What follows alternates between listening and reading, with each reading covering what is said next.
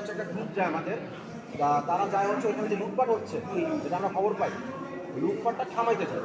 তো আমি এরপরে যাই ওই গ্রুপটা পাঠানোর পরে আমি যে যাই দেখি ওরা অলরেডি মানে যারা লুটপাট করে তাদের থামাইতেছে এবং এলাকার কিছু মুরব্বী ওইটা দেখতেছিল। আমি তাদের বললাম যে আপনারা কেন থামাইতেছেন না লুটপাটগুলো।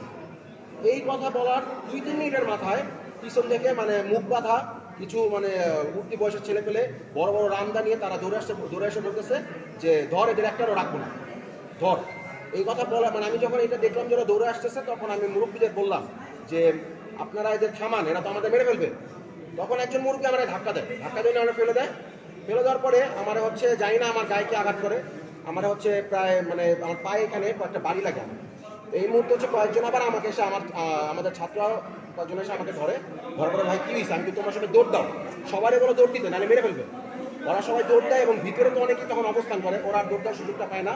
এবং একজন মহিলা তখন আমাকে টেনে তুলে বলে যে তাদের বুঝা গেছে যে এখানে কিছু করতে আসে নাই, এখানে থামাইতে আসছে, এটা কিছু বললেন না।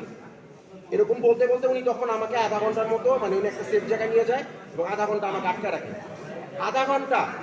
আধা ঘন্টা আমি এই সদর থানা পুলিশ, বাসন থানা পুলিশ, টঙ্গী থানা পুলিশ যারা আছে এই থানায় আমি ফোন করি, আমি মেট্রোপলিটনে ফোন করি।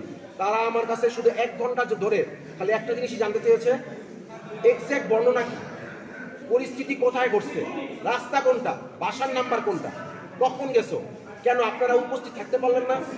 2.5 ঘন্টা পরে পুলিশ আসার পরে তারা তখন হিরাশ্রমের দিকে অবস্থান করে মাত্র 4 থেকে 5 জন।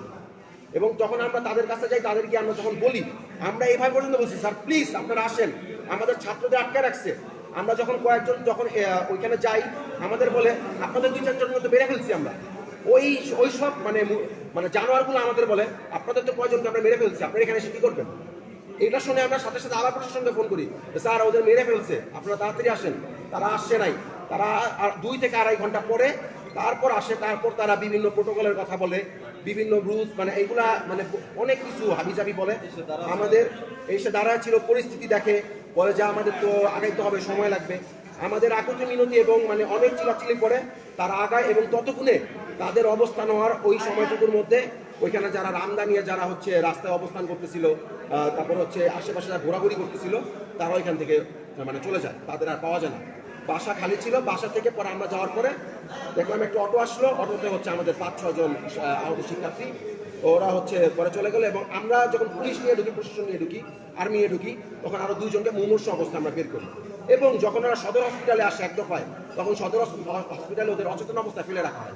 এবং আমরা সদর হসপিটালের প্রতিটা সেক্টরে আমরা বলতে পরবর্তীতে গিয়ে ওনারা হচ্ছে যখন দেখেছেন এটার অবস্থা খারাপ, তখন তারা হচ্ছে এটার একটা মানে এটা নিয়ে তারা হচ্ছে গুরুত্বপূর্ণতা দেখায়।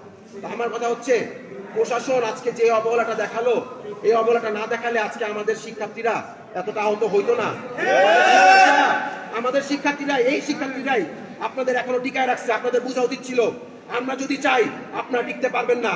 আমরা যদি চাই, আমরা যেভাবে ফ্যাসিবাদ সরকারকে নামাইছি, আমরা এটাও পারবো আপনাদের মতো লোকদের নামাইতে। আমরা 24 ঘন্টা, কালকে সকাল 10টার মধ্যে যদি আপনারা এই অ্যাকশন না নেন, 9টার মধ্যে যদি এই অ্যাকশন না নেন, আমরাও দেখা দিব আমরা শিক্ষার্থীরা কি পারি। পারবেন না যে তোমরা ভুল কিছু করছো, আমরা আপনাদের ভুল দেখা দিব এবং আপনাদের ভুল দেখানোর ক্ষেত্রে আমরা আমাদের কার্যক্রম করব। সবাইকে, দেশবাসী সবাইকে বলতে চাই, আমরা যদি কালকে সঠিক কোনো বিচার না পাই, আমরা মার্চ টু গাজীপুর সারা দেশে ঘোষণা করব।